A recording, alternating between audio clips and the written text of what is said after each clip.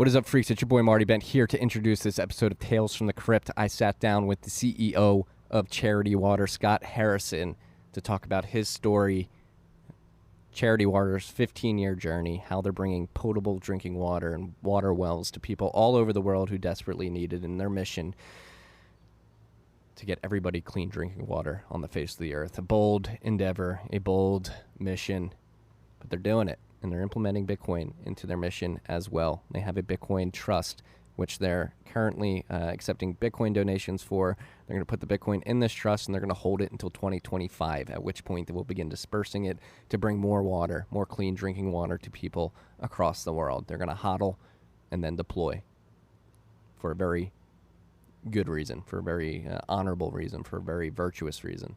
Truly virtuous, not virtue signaling, actually producing water wells that are providing people clean water around the world. This episode is really interesting.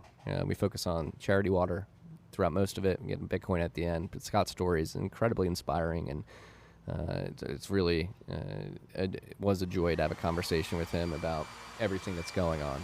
And my father-in-law just turned on the fucking leaf blower out back, so I'm sorry if the mic is picking that up quite a bit. I don't know if he understands how recording and mics work. This episode was brought to you by our good friends at the motherfucking Cash App. Cash App's helping you stack sats, send sats, receive sats, and sell sats if you so please. We're saying sats, sats, sats, sats, sats, because sats are the standard. There's 100 million sats in one whole Bitcoin. You don't have to stack a whole Bitcoin or a fraction of a Bitcoin. You can stack whole sats instead, and Cash App makes that extremely easy. You can DCA, that's dollar cost average, into Bitcoin. That's where you set a set amount of money and you buy on a set cadence on the Cash App, and you do that daily, weekly, or bi-weekly. They make it extremely easy. On top of that, Cash App can be your bank account. They're offering account numbers and routing numbers to you freaks, so you can get your paychecks direct deposited and make the sat stacking more simple, easier. You don't have to go from a bank account to the Cash App. Cash App can be your bank account, straight to the Cash App, straight to stacking. On top of that, they have their Boost program, their Boost card. It's accepted anywhere Visa's accepted, so you can take that and get sats back or cash back, and use that. You can personalize it. It's an incredible. I'm sorry, now the baby's crying in the background. This is incredible ad read. If you haven't downloaded the Cash App yet, make sure you do so. Use the code STACKINGSATS. That's STACKINGSATS. You're going to get $10, and $10 is going to go to our good friends at Owls Lacrosse. That's Owls Lacrosse. Woo! Woo! Woo! Owls Lacrosse. This rep was also brought to you by our good friends at Hodl Hodl. Hodl Hodl is here to bring you freaks a lending platform that is non-custodial, that doesn't take KYC, AML, and is completely anonymous. You can use your Bitcoin as collateral to get stablecoin liquidity. The way it works is you put your Bitcoin into a multi-sig escrow account, a 2 or 3 escrow account, where you hold one key, your counterparty holds the other key, and Hodl Hodl holds the third key. The beauty of this is that you have visibility into your collateral throughout the duration of the loan, so that you know that it's not being rehypothecated. As long as you're paying that loan back with the interest, you are going to get your sats back at the end of the day, and you can track that over the duration of the loan. On top of this, it's available to United States customers. One of the few products that Hodl Hodl is able to offer U.S. customers. Our regulatory environment here in the U.S. is such that we don't really like freedom when it comes to financial things and money and the monetary system and the financial system and the movement of money and the access to loans here, and despite the fact that we're supposed to be the freedom-loving country. However, the fact that this is a non-custodial product that leverages Bitcoin's native multi-sig properties allows Hodl Hodl to offer this to U.S. clients. So if you want to take advantage of it, go to lend.hodlhodl.com. Set your own terms, make your own offers today. If you are an individual with a bunch of stable coins laying around, you would get some yield on that. You can enter the other side of this order book, this marketplace, and you can lend your stable coins out for interest, for a yield, if you will, to Bitcoiners looking for liquidity. So again, go check this out at lend.hodlhodl.com. That's lend.hodlhodl.com. This rip was also brought to you by our good friends at Compass Mining. Compass Mining is here to get more individuals into the mining game. The way it works is you can go to their website, you can buy an ASIC. Great time to buy an ASIC with this Chinese migration, this glut of ASICs hitting the market. They're getting cheaper. They're getting cheaper, certainly cheaper than they were in the spring.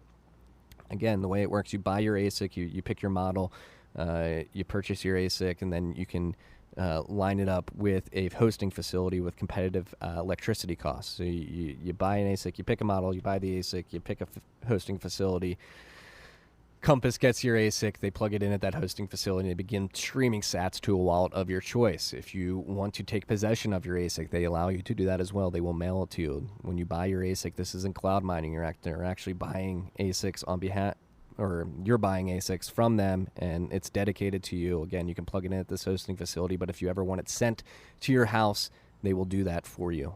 Your dedicated ASIC, and you can plug it in wherever you want, wherever you see fit. Again, they want more individuals hashing.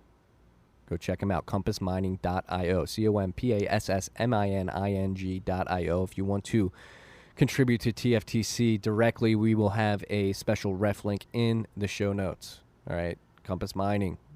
They're getting you those cheap miners that are on the market right now. They want more individuals. They want more plebs mining. It's a great service. Again, check them out. You can use the ref link in the show notes. That helps the show. Or if you don't want to help us out anymore because you hate us, you can just go to compassmining.io. That's compassmining.io. Last but not least, this rip is brought to you by our good friends at Brainz. Brainz, Brains.com. It's a team behind Slushpool and the team behind Brainz OS Plus, which is mining firmware that allows you to stack more sats with your hash. It extends your hash, makes it go longer. The Brainz teams tells me that Slushpool, its update's coming in July. It's coming sometime this month. Where are we right now? We've been reading July 9th. They've got 21 days. Is that right? No, 22 days. 22 days. So it was one day behind. To get this launched in July. They're just triple and quadruple checking everything in simulations to make sure it's a silky smooth transition when the update does go live.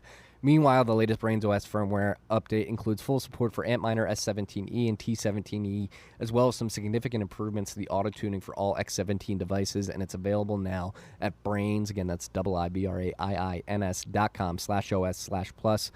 This is very important for anybody who has been running with this misunderstanding, and we need to clear this up. Brainz OS Plus is compatible with any mining pool. You don't need to mine to Slushpool if you're running the firmware. You can point at any mining pool you want. However, if you do mine to Slushpool, you're going to get 0% full pool fees. So that's how they're trying to entice you to point your hash at Slushpool, but you certainly don't have to if you're running Brainz OS Plus. You can point at any pool you want. Since the network hash rate is at one-year lows due to the China crackdown, now's a great time for miners to juice up their ASICs with auto-tuning firmware and stack even more sats. For those of you that don't know how the firmware and Brainz OS Plus works, it mostly comes down to the silicon on the hashing chips. There are very small variations in the silicon quality for every chip in an ASIC. Typically, stock firmwares that come with the machines treat the entire device as a uniform unit, sending the same frequencies and voltages through the hash boards. Brainz OS Plus boosts performance by experimenting with different frequencies and voltages on each individual chip to learn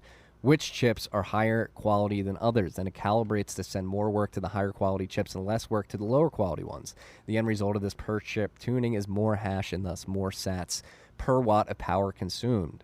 Currently supported devices are the Antminer S9, S9i, S9j, as well as the S17, S17 Plus, S17 Pro, T17, T17 Plus, and the ones that were just added, and we mentioned before, the S17e and the T17e. Next up are the What's miners, of course. I'll believe it when I see it, along with the S19s from Bitmain. Stay tuned, TM, for more updates on the firmware and Slushpool. And check out Insights, that's insights.brains, BRAINS.com, for content, stats, charts, and mining profitability tools to stay up on top of everything happening in the mining industry. Woo! Enjoy this episode with Scott Harrison Freaks. Very inspiring story. Enjoy your weekend. Enjoy your life. Enjoy your family. Enjoy your friends. Love all y'all. Dickie!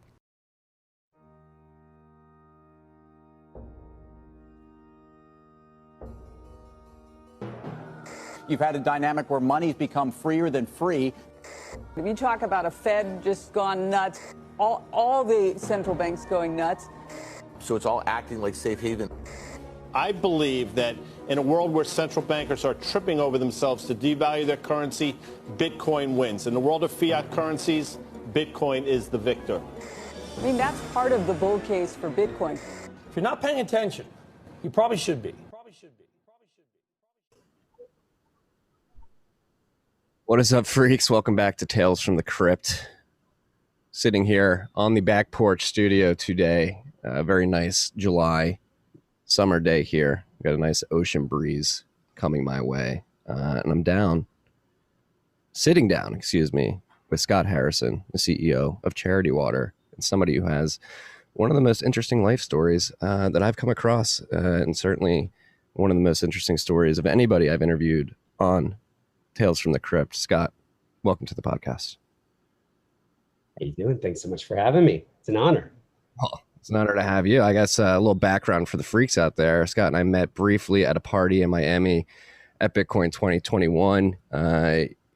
Scott, you explained what you were doing at Charity Water, particularly with Bitcoin and how you're trying to incentivize Bitcoiners to basically donate so that we can get clean water and fresh water to people who desperately need it throughout the world. Before we get into the Bitcoin aspect of what you guys are doing at Charity Water, I guess we should talk about the history of Charity Water, your story specifically. Again, like I said, having watched a bunch of your talks on YouTube throughout the years, it's a pretty wild story. How did you get to start Charity Water? Yeah, maybe not the most traditional path to philanthropy or humanitarian work. So, like you, we were both born in Philly. So I was born in Philly, middle class family. My dad was a business guy. Mom was a writer. And when I was 4, we moved to South Jersey to get my dad closer to his new job. And we moved into this kind of drab gray 4-bedroom house in the dead of winter. The house was advertised as an energy efficient house, which is fantastic unless said house has a carbon monoxide gas leak, which ours did. So we move in and we all start getting sick. And my dad and I are kind of just sleeping in the house. I was going to school. He was working long hours. Mom is 24/7 in the house. She's unpacking boxes. She's working in the basement. And on New Year's Day, a couple months after moving in, she collapses unconscious on the floor.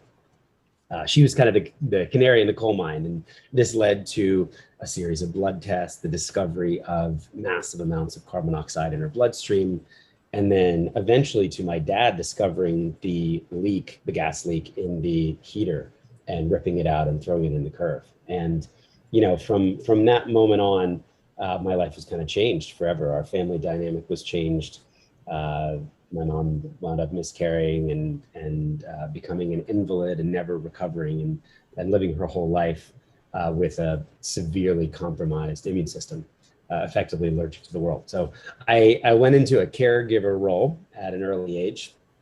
Mom and dad stayed together, which was a real miracle. They had a deep Christian faith that they, would cite for, serious values of you stand by your partner no matter what, even if she's an invalid. So my dad taught me a lot about integrity and persistence and determination. And I grew up in the church, that kind of good Christian kid who played piano on Sundays. I wanted to be a doctor when I grew up so that I could help sick people like my mom. And then at 18 years old, I realized that New York City was only a couple hours away. And maybe I should just spend a little bit of time exploring life outside the rules, life outside church, life outside the box. And, to really not a lot of pride at this point. I went so far off the deep end over the next 10 years in New York City, picking up every vice you might imagine. I became a club promoter. I was out drinking and drugging and smoking and gambling and visiting strip clubs. I basically turned into this decadent hedonist sycophant, finding perhaps the 180-degree opposite from those values, the spirituality, morality I was brought up with. And, I had this kind of crazy life that looked very glamorous on the outside. I'm dating the models that are on the cover of fashion magazines. I'm driving a BMW. I've got a grand piano in my New York City loft. I've got the right watch and, promoting, just spraying champagne, from the DJ booth on top of club goers. And yet I'm morally bankrupt. I'm spiritually bankrupt. I'm a wreck, a dumpster fire of a human being. And it took me unfortunately 10 years to hit that kind of bottom. And I started having some health issues, maybe no wonder, because of the lifestyle, and really just kind of questioned mortality, faith, spirituality, legacy, and just came to this very simple realization that if I died, my tombstone might actually read, "Here lies a man who got 1 million people drunk." And I had contributed absolutely nothing to the world, to the betterment of others. I'd lived only for myself. And, long story short, this led to kind of a radical life change, maybe Act 3, where I sold everything I owned. I quit the drinking and the drugging and the smoking and the gambling and the porn, and said, I'm gonna find my way back home. I'm gonna find the complete opposite of my life and see if I can be of service. And that led me to a humanitarian medical mission in Liberia, West Africa, as a volunteer at 28 years old, which was really where my life radically changed. I'll pause there. I've been talking so long.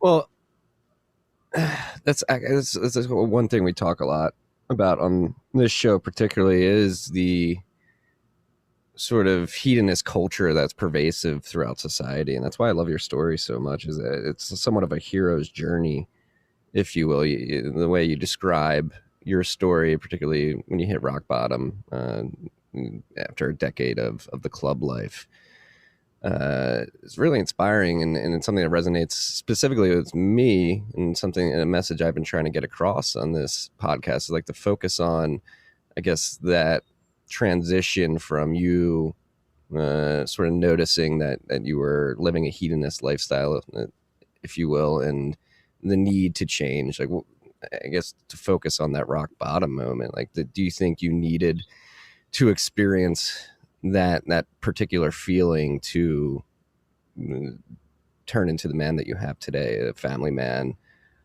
running a charity that's actually doing good work and providing others with vital resources, particularly water, and like, I guess we could start there. It's like, is that? Yeah, I think the extreme helped for me. It was, I mean, Marty, one day half my body went numb, and inexplicably, and I went and got MRIs and brain scans, and you got hooked up to EKGs, and nothing was wrong with me. But I think that was a moment where, oh my gosh, what if I died? Do I believe in heaven and hell? Like, if I still do, I know where I'm going, the way I've been living. Starting to kind of think about, like, what if I died at 28 years old and this was it? And maybe asking those bigger questions. That then led to this trip in Punta del Este, South America. And I just remember, we'd rented this house and people were waiting on us and serving us, and there was a yacht attached to the house, and it was, my girlfriend was the most beautiful model on the whole compound, and everything was as it should be in this world of partying in South America for 2 weeks over New Year's. And I just remember the emptiness, I just remember crying out to God, like, what have I done? In some ways, you mentioned the hero's journey, like it's kind of like the prodigal son story. I found myself in the proverbial pig pen, covered in feces, wanting to go back home, wanting to find my way back home to that spirituality and morality and purpose. So, the funny story is when I actually kind of decided to make a change and go for it, I applied to kind of 10 famous humanitarian organizations that I'd tangentially heard of. And everybody denied me, because who wants a friggin' nightclub promoter, on their serious humanitarian mission? So the only group that took me made me pay them $500 a month to volunteer. And they sent me to the poorest country in the world that at that time had just come out of a 14-year civil war, a brutal civil war led by Charles Taylor and a bunch of child soldiers. So I really did find the almost opposite of my life. Instead of making money, instead of spraying champagne, here I'm with a group of Christian doctors paying $500 a month to see if I can be of service in the poorest country in the world. And my role on that, it was actually a huge hospital ship. Marty, was a 522-foot hospital ship with about 350 volunteer crew, and everybody paid their own way. So that was one of the ways the organization raised money to function, was through its volunteer crew.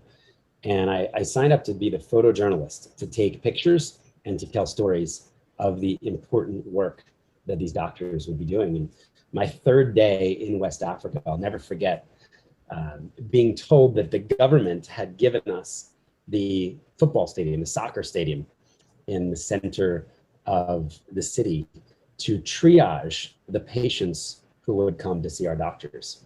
And a small advanced team had flyered the country. They posted flyers and said, hey, if you've got a cleft lip or a cleft palate or a tumor or flesh-eating disease, or the rebels burned you during the war, turn up on this day outside the stadium and our doctors will try to help you.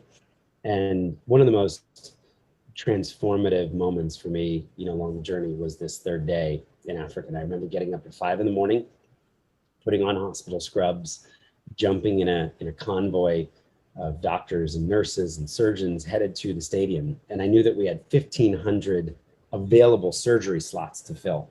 And we would actually hand out 1,500 surgery cards.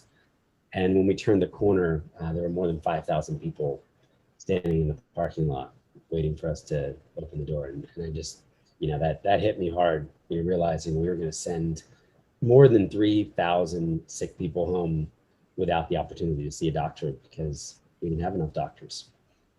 And that year, I tried to focus on the hope very quickly, and on the 1,500 people we were able to help, the 1,500 lives we were able to transform.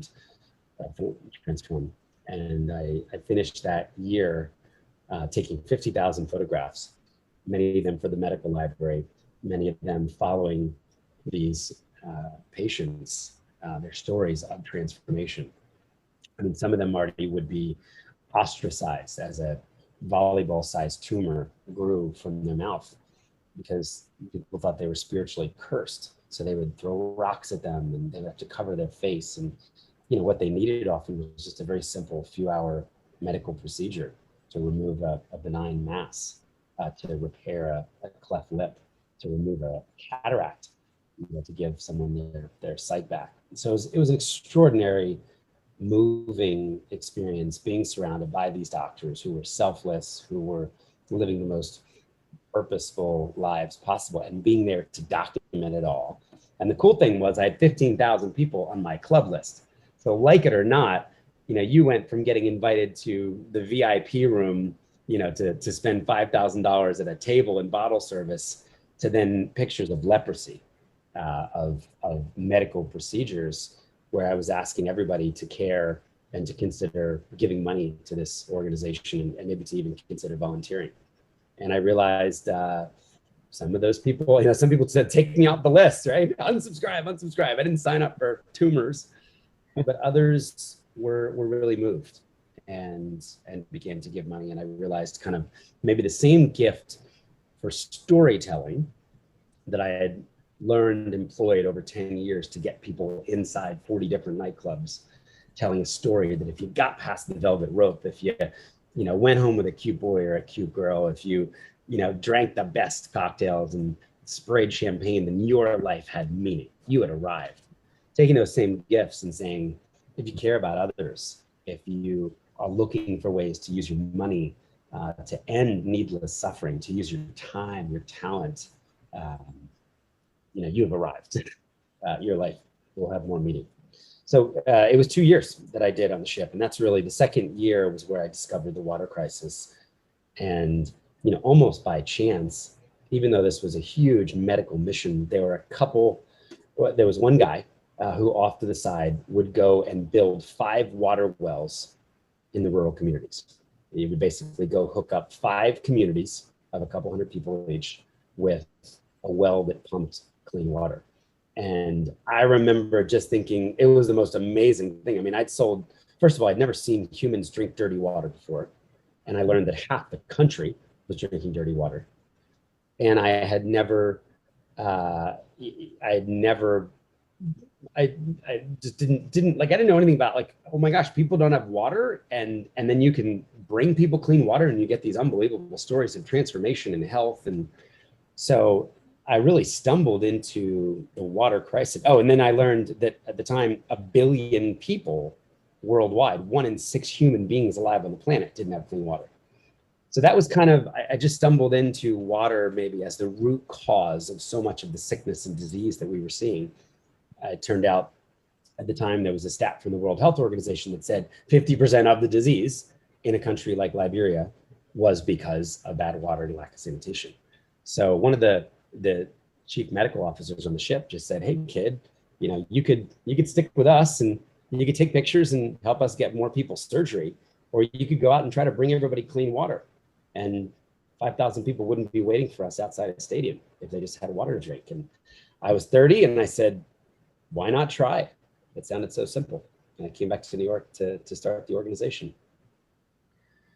And it's, again, incredibly inspiring and also illuminating about like how something as simple as water, something that we take for granted. I have a Yeti filled with water and ice right now that I'm enjoying, just came from my refrigerator, and something as an individual who grew up in the northeast section of the United States of America, I've never had to think about, but in something that is desperately needed in many parts of the world, and in the journey that people go on to get water, and the type of water that they're drinking in some of these places is astonishing. I mean, you've shown videos via charity water of people pulling bottles of water out with leeches in them, and they try to filter them out, but it's not always successful. The sort of taking all this for granted for people in the Western world, it's crazy how big of a problem it is, but how solvable it is as well. And I think that's one. And that's worth just putting a point on, Marty. I mean, so today, 785 million people, as we're sitting here recording this, are drinking dirty water. It's 1 in 10 people alive on the planet. And, you know, so many people here listening are, you know, deep into technology and, you know, as we think of and later talk about Bitcoin, I mean, it's kind of crazy just to think in a world of so much abundance, in a world, you could even argue, of printing cash, it seems endlessly, 10% of the world doesn't have water, doesn't have clean water. And the great thing, you know, and Charity Water is about to turn 15 years old, so I've been at this now for a decade and a half, is that we actually know how to help every single human being. So there's not one of the 785 million people right now who is beyond help. We can get everybody clean water. There's no silver bullet. There's no one size fits all solution. A lot of different things work in a lot of different environments and contexts, but no human being needs to drink dirty water.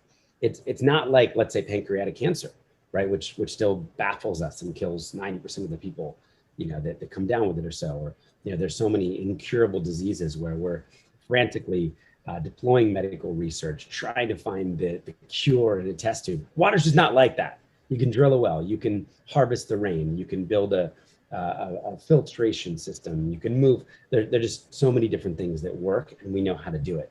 We haven't created the movement to do it. We haven't commandeered the global will to do it, but we do know how to do it. Yeah, and I think, again, what you're doing to educate people about this is extremely important. And I think one thing that the message that resonated most strongly with me, and something that you have leaned into, and I think more and more people who care about this issue specifically should lean into, is the effect it has on women in these areas, and the amount of time that is wasted attempting to just go and harvest water. And imagine the things these women could be doing if they didn't have to travel hours a day to go source this dirty water, and then compound that with the productivity that could be gained from not having a bunch of people who are malnourished and sick from having to drink the dirty water. Yeah. I mean, look, I've been to 69 different countries now since starting the org. I've I've been to Africa 50 times, 60 times, something like that. And it's always the women, it's always the girls. Culturally, whether I'm in Central or South America or Africa or India or Southeast Asia, the burden falls on the women to collect the water for the family. And I don't know what the stat is now, but when we started, I remember there was a UN stat that said 40 billion hours are wasted by women just in Africa walking for water. And most of that water is not clean. You know, somebody tallied it up and said that's more than the entire workforce of France. Every single human being working over a year in France does not add up to 40 billion hours. So you think of time wasted, you think of, I realize it's slightly ironic using France as an example, but you think about like this global unrealized economy of work power, economic power, time turned into productive income that's lost because people are getting water that's not even helpful for them or their families.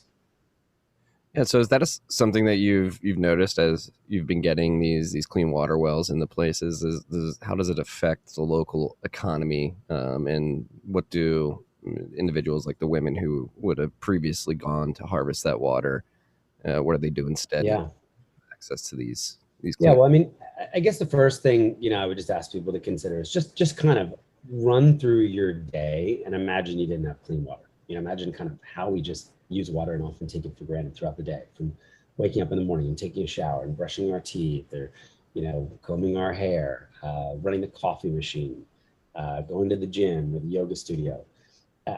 Water is such a part of the fabric of our lives. And what we actually see here is, a woman might wake up at 4 a.m. and do a 6-hour walk to bring 40 pounds of dirty water back for her family, and might not, there's never enough water when you've got a husband and you've got kids and you've got food that you need to grow and clothes that you need to clean and a small home or a hut that you need to keep clean as well.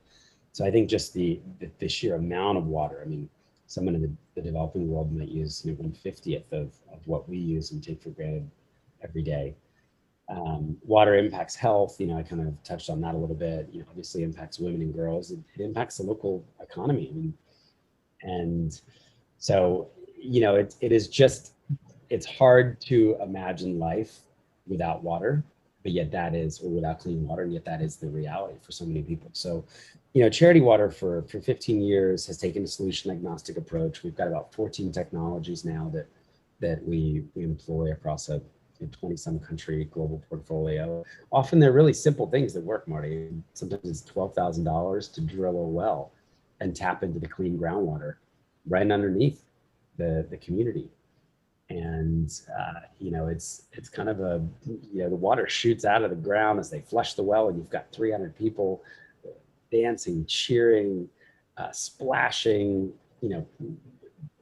basically cheering the arrival of clean water, and everybody knowing that life will forever be changed for the good. And, we do a lot of bringing water and sanitation to schools. So there's a huge benefit there. And kids go back to school. I mean, this is one of the top reasons why teenage girls drop out of school, is because they got to go walk for water, or their school doesn't have water, and then they stay home 4 or 5 days every month when the girls get their period facility and then falling behind in their schoolwork. So, look, water,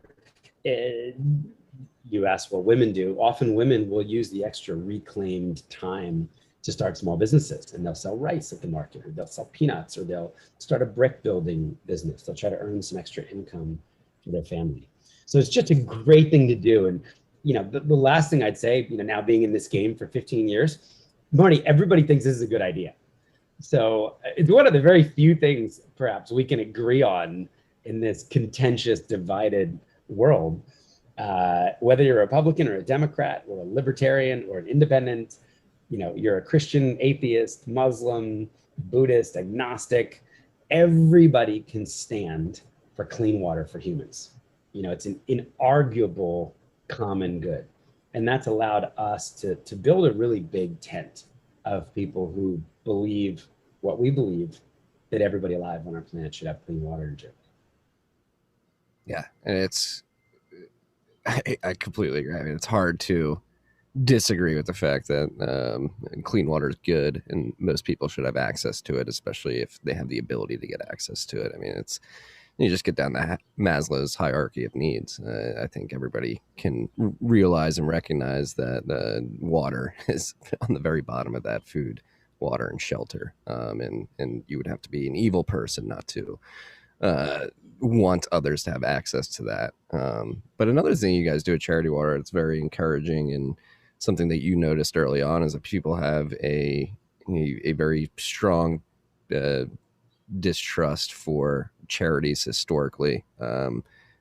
Many charities are known to allocate funds pretty aggressively, and that's one thing that you had the intention of fixing when you started Charity Water, is bringing transparency and helping give people peace of mind that if they were going to give money to you guys, that you're going to allocate it accordingly and within the mission as stated. And so I guess, how has that helped you as you've been growing this charity for the last 15 years? Yeah, well, maybe just kind of taking you back to that founding moment. So this is 15 years ago, me at 30 years old, coming back from Africa after 2 years, completely broke, because number one, nightclub promoters are not great at saving money. We're very good at spending it and spending other people's money, but not long-term thinkers. And then two, I had just given everything I had to the medical group I was a part of and the people I'd met in Africa. So I was literally living on a closet floor in Soho, New York, for free rent. And but again, I had this very clear vision of what I wanted to accomplish. I wanted to use the rest of my life to bring clean water to everyone, and not 100 people or 100,000 people or 1 million people, to every single person on the planet, or die trying. And I had the advantage of being 30 and knowing people who worked at MTV or Sephora or Chase Bank. I didn't know philanthropists. I knew people who went to clubs.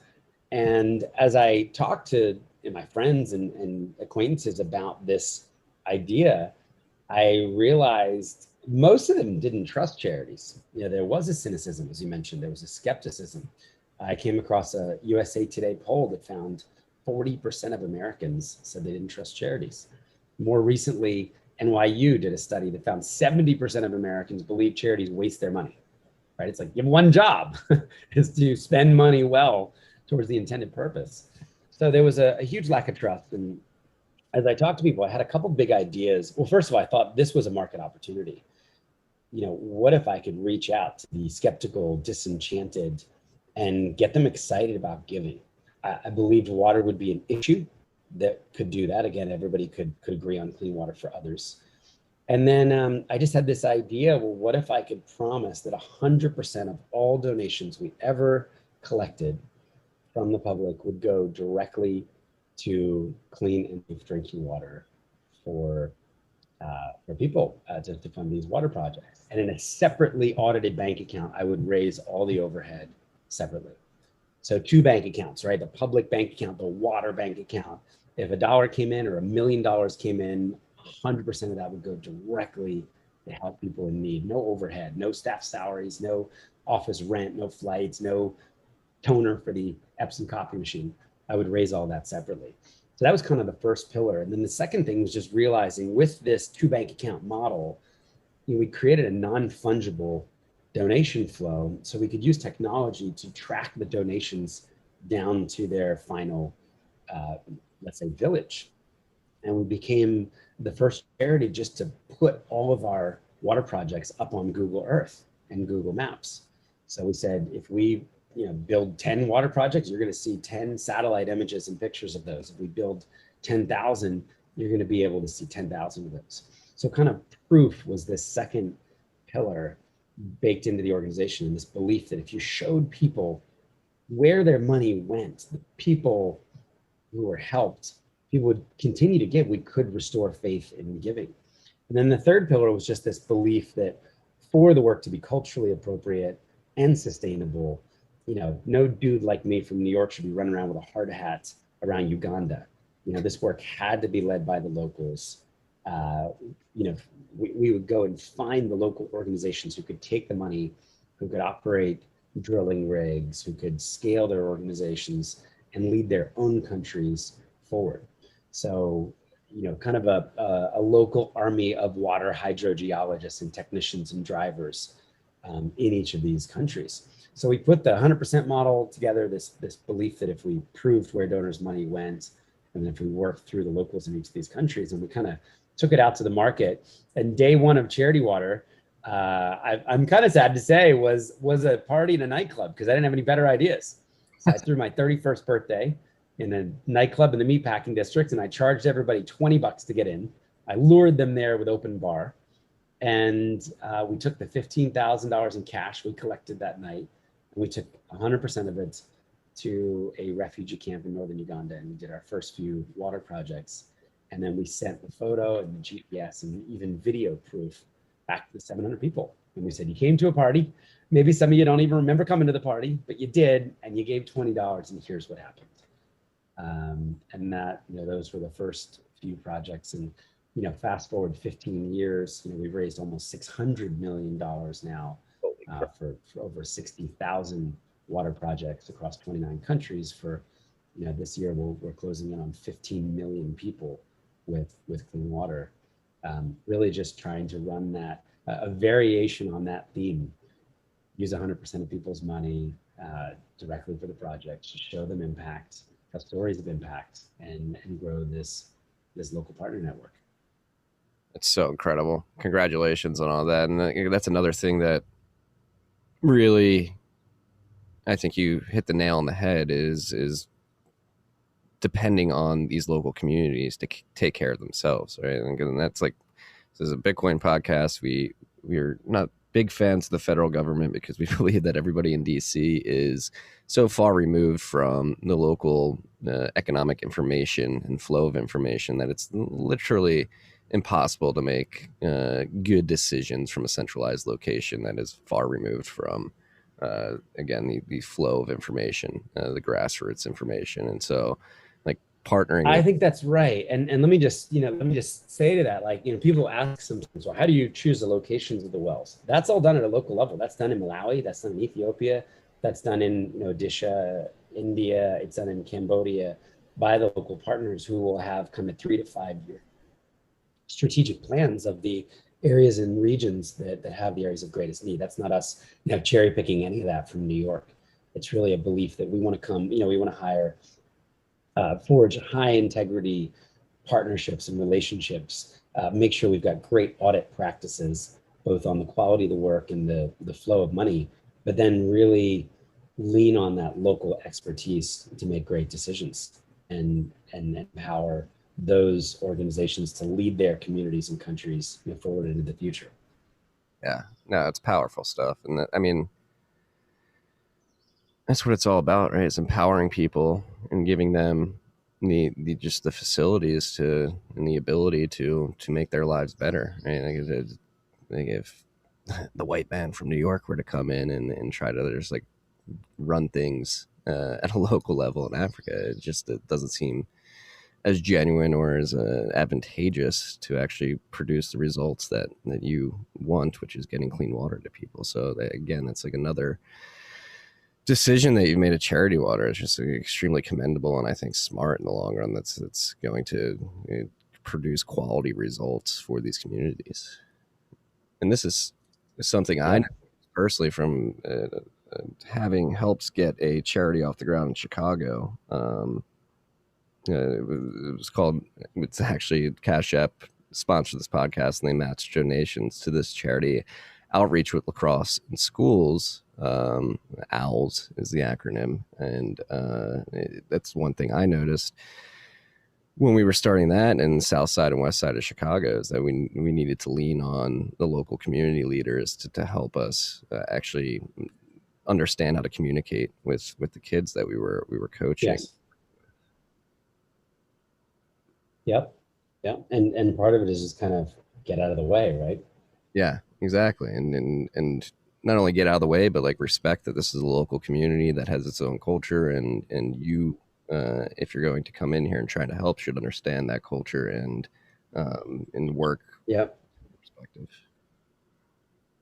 Well, I suppose we should talk about Bitcoin, Marty, right? People are like, what the heck is this all about? Why am I listening to this? Well, So, right? I mean, isn't this a Bitcoin podcast?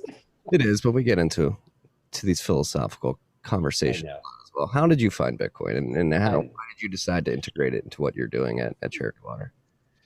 Yeah, I got introduced to it in 2014 by a guy named Pete Brigger, who leads Fortress, and I met Wences Cesaris and some other people back then.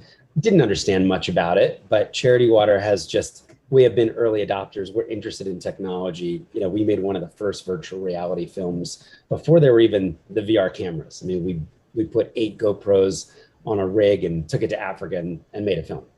So, Bitcoin was interesting to us really in the beginning, just as a way of collecting donations and turning Bitcoin into clean water, I guess you could say, in the same way we would turn US dollars or Apple stock into clean water. And Tony Hawk was our first Bitcoin donor, and he gave us 4.8 Bitcoin back in 2014, and we promptly sold those Bitcoin for $312 a coin. And we sent Tony Hawk's $1,500 worth of Bitcoin directly to the field, and about 50 people got access to clean water. So, Charity Water's first use of Bitcoin. Over the coming years, because we were promoting this on our website and at times to different donors, we wound up taking in 569 Bitcoin. So quite a lot of Bitcoin. And we sold that Bitcoin for $4.4 million. And that's enough to get about 100,000 people access to clean water. It's about $40 a person. So 110,000 people. So I'll just pause there because, I think there are a lot of people on the other side of Bitcoin, or critics of Bitcoin, that say, what is the use? Charity Water has found a provable use where 110,000 people got clean water through Bitcoin. That's 5 Madison Square Gardens full of people. Okay, that's 5 Staples centers full of people that have clean water because of us, taking that Bitcoin and selling it at spot prices. And Charity Water was following best practices. That's what charities do. When we get any asset, who is the charity to opinion, on the future of Microsoft stock, right? Or Amazon stock. The donor gives us 100 grand in stock and wants to go build a bunch of water projects. We turn it to cash. We then turn it into the local currency and we go build the water projects. So, this is very much the best practice. Over the last kind of year, I started getting a lot more interested and starting to educate myself about Bitcoin, watching some of the stuff happening with the US dollar, the devaluing of the dollar, learning more about printing money and inflation and thinking into the future, and just came up with this idea of doing it very differently, collecting Bitcoin, but promising to HODL for a full cycle, at least 4.5 years, and taking an opinion on the asset. So that would be like if you gave us Amazon stock, I would say I'm not going to sell the Amazon stock now because, or Facebook, it's $1 trillion company. I think it's going to be worth 5 trillion 5 years from now. So we're going to hold it. It's not traditional. There were a lot of meetings with KPMG and legal to even figure out how to structure this. But that's the very simple idea that I got to launch from main stage at the Miami Bitcoin conference, which is, we're calling it the Bitcoin Water Trust, where we accept Bitcoin today, but instead of turning it into 35,000 USD, or if somebody gave us a tenth of a Bitcoin, 3,500 USD, we are going to lock it up until at least 2025. And we are going to hope and believe that appreciation will happen. And a Bitcoin today, which could help about 8,000 people get clean water, I believe a Bitcoin in 2025 could potentially help an order of magnitude more people get access to clean water. So we launched that from main stage. Very fortunate, Tyler and Cameron Winklevoss over at Gemini, who I actually have known for many, many years, even back from my club career, they agreed to match the first 50 Bitcoin when we got to 50, and a generous match. And then we've been out there trying to get as much Bitcoin as possible for this kind of founding group. And we launched something called the Founding 100, where we're looking for 100 people to do a full Bitcoin. Again, donate it today, take the tax deduction. Again, pay no capital gains, which is also, there's a whole incentive of doing that as well. Not only not paying taxes on the Bitcoin that's donated, you're able, at least in the States and some other parts, to claim the donation. And then we're going to lock it up, and we're going to open the trust in 2025. The last thing I'd say about this is we also intend to keep the native currency of the Bitcoin Water Trust Bitcoin. So we're not thinking about this in terms of US dollars. We're thinking of this in terms of, could we get enough Bitcoin in this trust by 2025 to go help 20 million people get clean water? Now that would be about $1 billion today. But again, we're hoping to, even when we unlock the trust in 4 years or so, to start spending the money as we build water projects in Bitcoin, or spending the Bitcoin. It's a beautiful thing. I mean, you've learned the lesson that many Bitcoiners, including myself, have learned throughout the time, is that if you hodl over a cycle, you're going to have significantly more purchasing power. And the fact that you're locking this up for the purpose of getting people clean water, I mean, it's just incredible. And I just spun up a donation address. So if you freaks want to donate, go to charitywater.org/Bitcoin, and you'll be able to easily spin up an address to donate. I'm putzing along. Yeah, and because I'm opening. That's awesome, Marty. I really appreciate the generosity and the gift. And look, we're showing right now. I think there's 41.29 Bitcoin, so we're getting close to unlocking the 50 match. The minute we get to 50, they drop 50, and then we've got 100 Bitcoin in the trust. And you can see there, people can give using their name. They can give pseudonymously. They can give anonymously. You can give and get a tax receipt, depending on what country you live in. And the whole thing is just going to be transparent. And when the Bitcoin starts going out in 2025 and beyond, we're going to track the impact as well. So in some ways, it's such a simple idea. There's not a lot to it. Give now, let Charity Water and this trust take on the appreciation. Let us create that story of Bitcoin going out and helping, we believe, millions and millions of people across the world. Maybe we can even be helpful with Bitcoin adoption at some point in the future, with some of our partners in Ethiopia and Ghana and Bangladesh and Nepal, Cambodia, some of the great places where we work. But of course, everybody is more than welcome to please consider donating. If you've got a full Bitcoin, that'd be amazing. If it's a fraction of one, it's really about the participation. As Marty said, it's just charitywater.org/Bitcoin, and everything up to 50 is matched, and we're still trying to get to that 50 number. I do not have a full Bitcoin on my mobile wallet. I just sent 5 million sats. And yeah, I highly recommend. That's awesome. Everyone doing this is a cause. I mean, it's important. So I guess this is maybe an interesting topic to end it on. Like, what is the state of water security, like even in the Western world? Like you hear stories of Michael Berry investing in water assets because he's worried that water is leading at a rate that is alarming to him specifically. Of Bill Gates buying up a bunch of farmland on top of water aquifers for who knows what. That's like one theme that is starting to grow, at least in investment spaces and in the macro landscape, is water security, and what things can we be doing even in the Western world to secure water supplies and make sure that we have enough water for a population that is continuing to grow, may level off in the next few decades. But like do we need to do more rain gathering activities? Do we need to work on harnessing snowpack water and filtering that? Like, what are some things that you believe we need to do more efficiently with water, just globally? Yeah, I mean, look, I'm much less of an expert on water domestically than in the countries where we work. I mean, we are very much focused on the developing world. America officially has 100% water coverage. Now we know that's not true. There are certainly water scarce areas, in some of the Native American lands, some parts of Appalachia.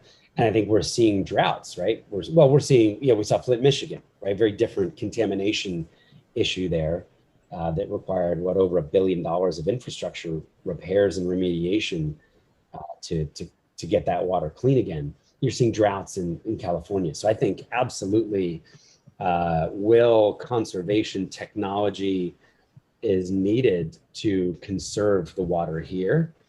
And there is a great group that I always try to shout out for people who care about domestic work. They're called Dig Deep, and they exclusively work on those communities in America that are water stressed and have scarce water. So if that's something you're passionate about, go check them out. The reality is if you use less water today, Marty, or I use less water today, it doesn't help a woman in Ethiopia not walk her 7 or 8 hours every day. A well does not pop up in her community. So there's, I think the water certainly, we're all connected, right? It's kind of the connective tissue of the planet, but we've really stayed focused on, trying to bring the current 785 million people without water number down to zero. And there's a lot of great groups working on conservation and new technologies here in the States, for sure. Yeah. That's one thing I never understood is like why the government here specifically has like a aversion to allowing people to collect and filter rainwater. That's always something that's bothered. I never understood that either. I never understood that either. I mean, that's one of the things we actually do. We work in the desert of in Rajasthan, in the Thar deserts, where at least maybe until recently, the hottest recorded temperature on planet Earth was. And there we can't drill wells because the water table is so deep. It would require a huge amount of energy to get the water out of the ground from such a depth. So there, what we do is we work with the communities and we build kind of giant cement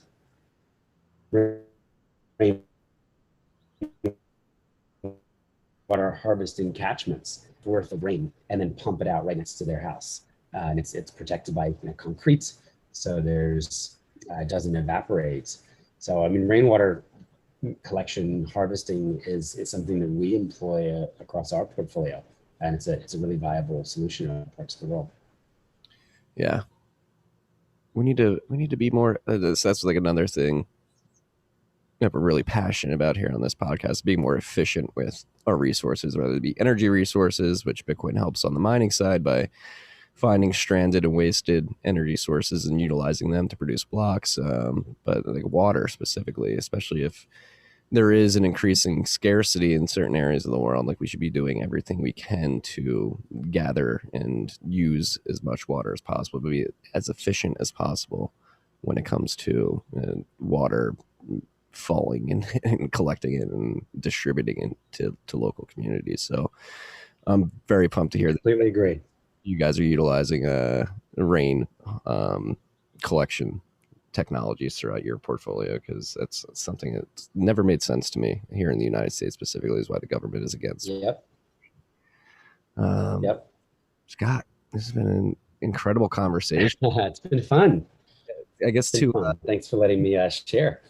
Thank you for coming on. I really appreciate it. Honored to have you on here. I think the work that you're doing is incredibly important. And again, like I think it's an incredibly inspiring story, going from the hedonist like party nightclub lifestyle to your, again, like a very dedicated family man helping others in a selfless way throughout the world. And I guess to end it, I would just like to ask you, like, how much fulfillment do you have now compared to that time in your life when you're out clubbing, partying, doing drugs and stuff like that? Like, if there's anybody out there in the audience who is in their mid 20s. I mean, I was very similar living in Chicago, New York City throughout my 20s. Definitely partied and went out and spent more money than I probably should a lot of times.